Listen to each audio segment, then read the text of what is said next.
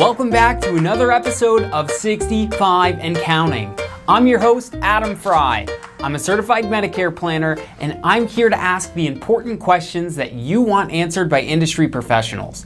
This show is for everyone and anyone coming up on that important milestone of 65 years old.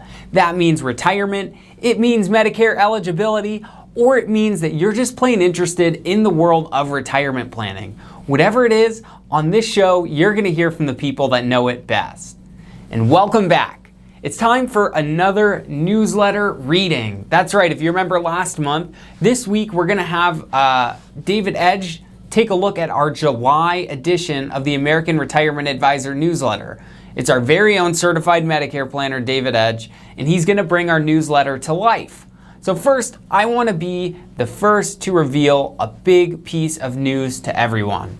This is important for all our friends in the Las Vegas area.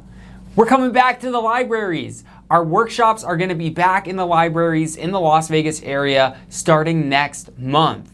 We will of course be following all state mandated guidelines and library rules in regards to social distancing. And if by the time that this episode releases, there's been a rollback to phase 1 in Las Vegas, our workshops will still always be available online.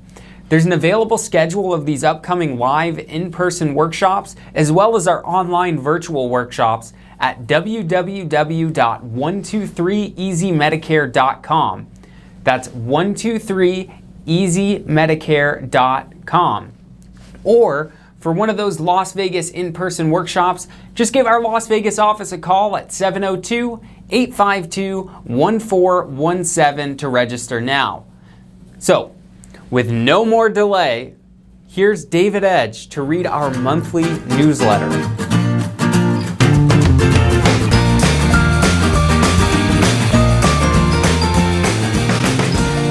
Hi, welcome to the reading of the American Retirement Advisor newsletter. This is Volume 20, Issue 7 for July of 2020. On the front page, we have David P. Schaefer's article, Look on the Bright Side. Remember all those lists of things you wanted to do but you never had time? I seem to have a lot of those. We have a closet that's not seen light for over 5 years. The door has not been opened, mostly because of all the stuff piled up in front of the door. I seem to recall it was filled with old Disney VHS movies, family pictures, and the kids, now grown and out of the house, video game things, big game things, video drum sets, car racing wheels, and something they used to jump on. Since we can't seem to travel anywhere far away without major hassles and concerns for our health, that closet's going to get what it deserves, a complete renovation. Yep, that's my 4th of July vacation. What else? I cannot watch TV. I tried it, but the narratives are unbelievable. It makes me mad, scared, and plain uncomfortable. Call me old-fashioned. If there's a threat to my friends, families, clients, do not worry. I'll handle it. But wait, I can't see this threat. The virus is a terrible thing. It is quite scary. It seems to be most dangerous to those we serve, folks over age 65. Folks that seem to be better able to handle the effects of the virus are those that are lucky enough to be healthy. Folks that are not on medications to maintain blood pressure or pulmonary conditions. I'm back to my pre-virus workouts, even though MIT posted a list of places that are safer than others to visit. Do you have a list? Have you been putting off things you know you need to do, but were either afraid to take care of them, or they just keep getting buried? How's your medical directive? How's your will? How's your trust? These are simple things you can do by yourself online. Are you taking your vitamins?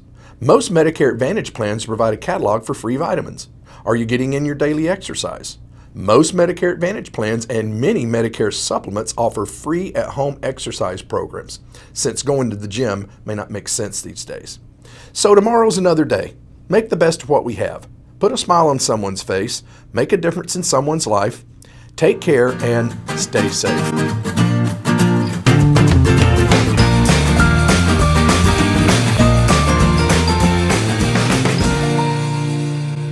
Now for the other front page article. 4th of July for Family and Fireworks by me, David Edge. Each summer, we can't wait for vacation times and 3 wonderful annual celebrations: Memorial Day, Labor Day, and 4th of July. Picnics, barbecues, lots of other food, fun, and fireworks. What are the traditions at your house?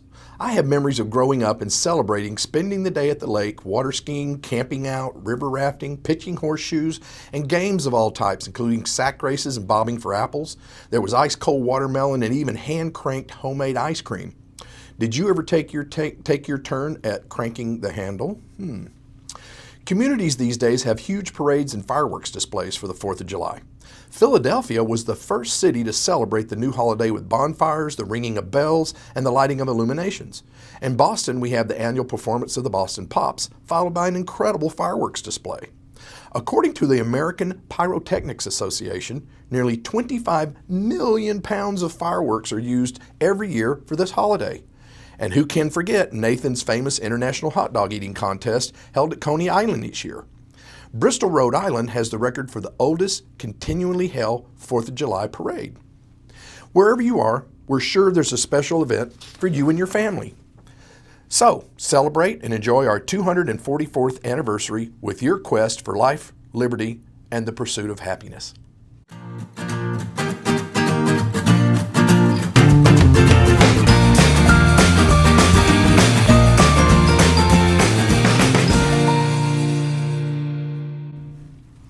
Okay, on page 2, we have an article, Home Sweet Home, by Sharon Colbert Groves. Who would believe that as our July newsletter goes to print, most of us are still at home finding safety, solace, and security in our homes? I've always loved my home, but now I genuinely appreciate and cherish it. I am still having my early morning coffee in my front yard and saying good morning to neighbors who are walking, jogging, or walking the dog. We social distance and make all the necessary precautions to keep everyone safe. Now the priority is not TP, it's hand sanitizer. But everyone exchanges that information. So, the health tip this month is taking care of ourselves. It's a new type of chicken soup for the soul. Some of the ladies have started a sewing circle as we literally gather in our cul-de-sac. But this is a special sewing circle. The fabric we use are our memories of things and people gone too soon from our lives. Each person takes a turn and tells stories of loved ones, events, problems, worries, joys, victories, and accomplishments. We laugh, we cry, but we do it together with a new understanding of each person. People can relate as many stories they choose. When they're finished with sharing their stories, it now comes time to weave their memories all together with a special thread. It's very interesting that what each person chooses as their thread to weave their life memories together. Some choose their mother's love, their father's strength, the birth of their children or grandchildren, or marriage to their spouses. When I was asked what's the one thing I missed most about my husband, I realized it wasn't one thing, it was a myriad of wonderful memories. My thread to weave it all together was his humor. This becomes your comforter when you wrap yourselves up in anytime, anywhere, and which cannot be diminished by the world's troubles. So when someone asks you what you miss the most or what you remember the most, maybe it doesn't come down to that one thing. Maybe you can start your own family sewing circle. Even if there are sad things, when we make them live again in our memories, I believe we can find a hidden gem to carry on. What a great way to pass along memories from generation to generation before they're lost or forgotten in the busyness of our lives when it returns to normal. Once again, we at American Retirement Advisors pray this finds you and your loved ones safe and healthy. Know that we, too, are saddened for any loss. Know also that we sincerely care about you. So until next time, remember this time.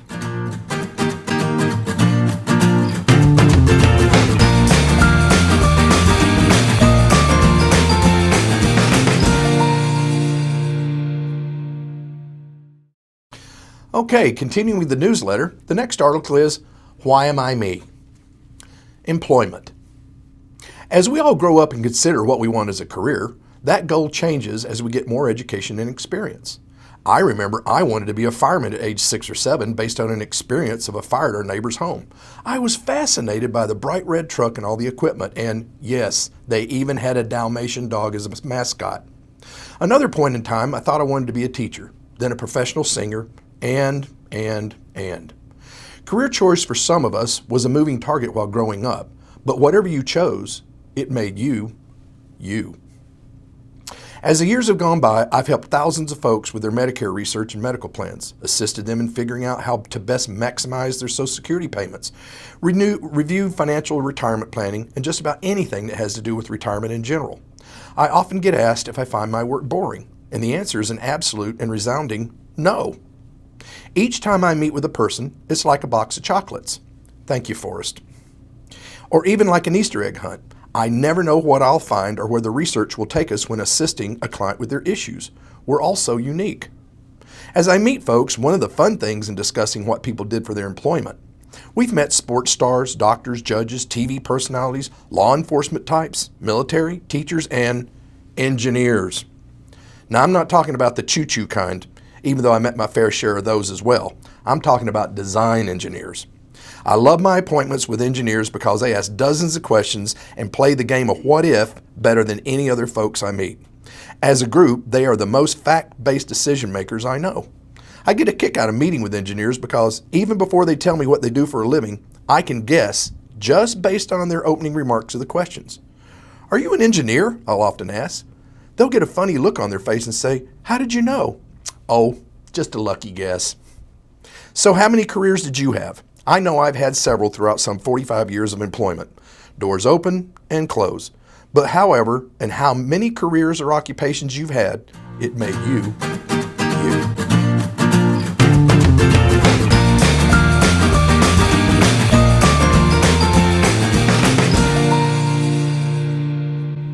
Okay, now let's go on to page 4. We have a financial tip of the month by Mark Frye. This month, we're going to look at some financial perks of getting older. Discounts on nearly everything. There are discount programs through some Medicare supplement companies as well as Medicare Advantage companies. There are discounts from senior organizations like AARP and AMAC. There's also a ton of discounts without even joining anything. Your proof of age is all you need. I like my free donut with my coffee personally. Tax deductions. Folks age 65 and older are eligible for several extra tax deductions. You're eligible to claim a bigger standard deduction than younger taxpayers. The standard deduction is $1,300 more for each spouse who is age 65 and older, or $2,600 if both members of a married couple meet the minimum age requirement. Individuals age 65 and older can increase their standard deduction by $1,650 in the year 2020. Larger retirement accounts limits. Workers age 50 and older can defer paying income tax on as much as $26,000 that they contribute to a 401k plan, $6,500 more than younger workers. The IRA contribution limit is also $1,000 higher for workers 50 and older, or $7,000 in 2020. Also, no more early withdrawal penalty. Once you turn age 59 and a half, there is no more 10% penalty withdrawal money from your IRA. And if you leave your job at age 55 or later, you can begin taking penalty-free 401k withdrawals from the account associated with the job you left. You should also probably think about rolling the funds out of the 401k and into your own IRA for more flexibility, control, and safe choices for your assets. You can sign up for reduced Social Security payments as early as 62 or claim the full amount you have earned at your full retirement age of 66 and 2 months to 67, depending on your birth year. If you delay claiming your payments past your full retirement age up until age 70, you will earn delayed retirement credits that will further boost your monthly benefit. Usually, you will have the opportunity to have much less expensive health insurance. I can't wait for this one. So enjoy being a seasoned citizen. You've earned it.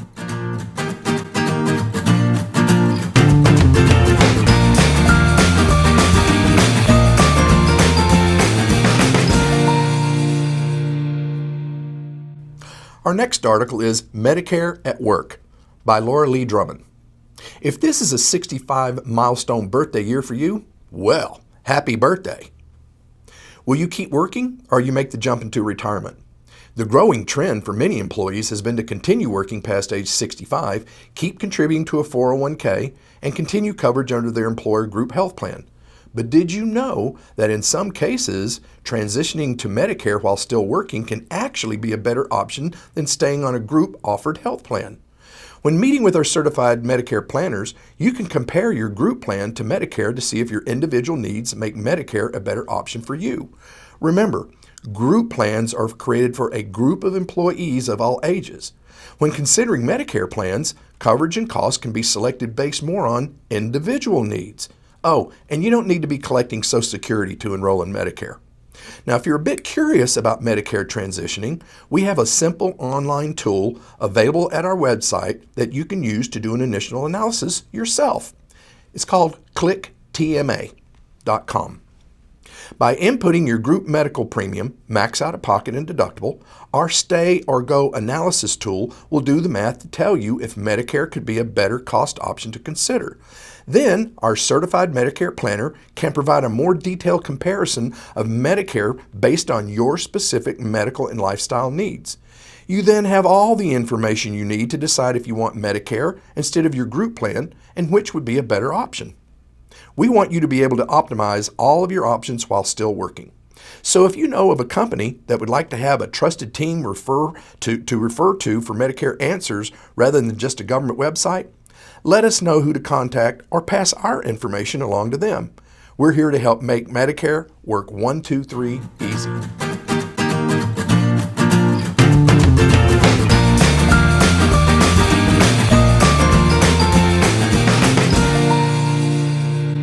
Okay, we're up to page 5, the Medicare Moment.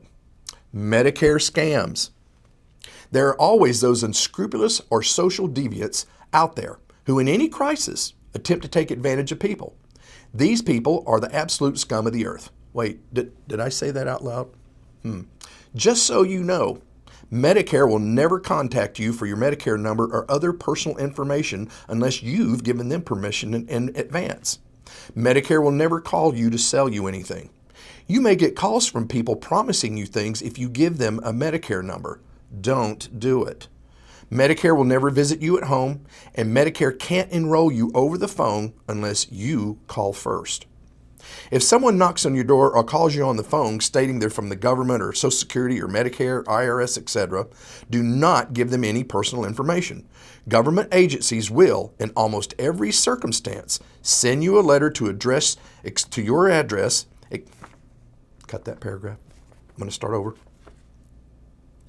If someone knocks on your door or calls you on the phone stating they're from the government or Social Security, Medicare, IRS, or etc., do not give them any personal information.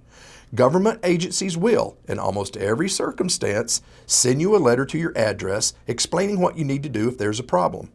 The government already has your information. The government gave you your Medicare ID number. Government agencies have no reason to call you unless you call them first. So if you get a call with someone offering you free medical equipment, discount medical something or the other, and all they need is your Medicare ID number, hang up the phone. It's either a sales call or a scammer. Some people will call and act like they're from your doctor's office and just need to get your insurance information. You already did that on your last visit to the doctor's office. Why do they need it again? Calmly reply that you will bring the information with you on your next visit. Folks, I can't explain this to you in any other way. Do not give out your personal information to strangers.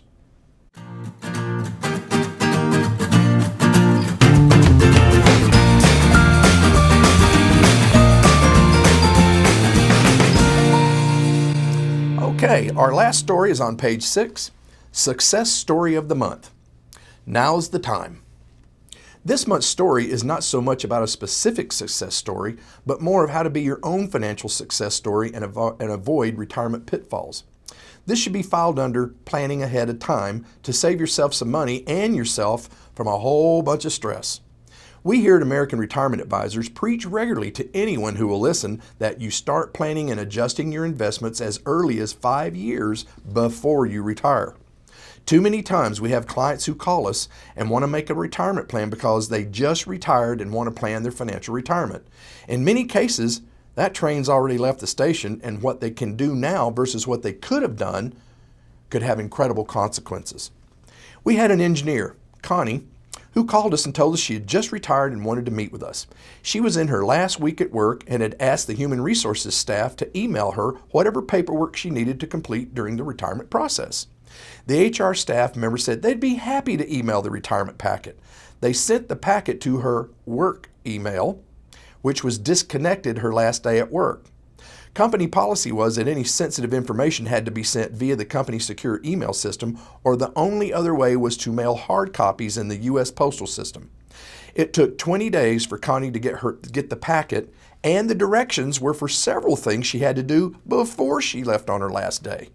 The paperwork and getting her retirement money into other accounts turned into a nightmare due to having to use the postal mail system. Another client who retired wanted to transfer their retirement funds out of the company 401k, and there was a 90-day waiting period. When the 401k money was still not transferred on the 90th day, the employee called their company only to find out there was an additional form she had to file. What if the market had changed drastically during that 90 days? She would have been the loser financially. Point is, you make plans and file all the paperwork and open new accounts at a minimum of several months before you retire to ensure you avoid any risks. Now's the time. So stop procrastinating and get your plan in place to save frustration and possible financial loss. There are several other items in the American Retirement Advisor newsletter, and if you're not receiving the newsletter or if you have a friend, hey, just call the office. It's 602-281-3898 and ask to be put on our mail list. The American Retirement Advisor newsletter is at no cost to you, and we'd be happy to send it to you every month so you can take advantage of all the useful information we put in here. Oh, folks, also, I think on page 9, there's always a crossword puzzle or a word search just for fun. Thanks a lot, folks. We'll talk to you next time.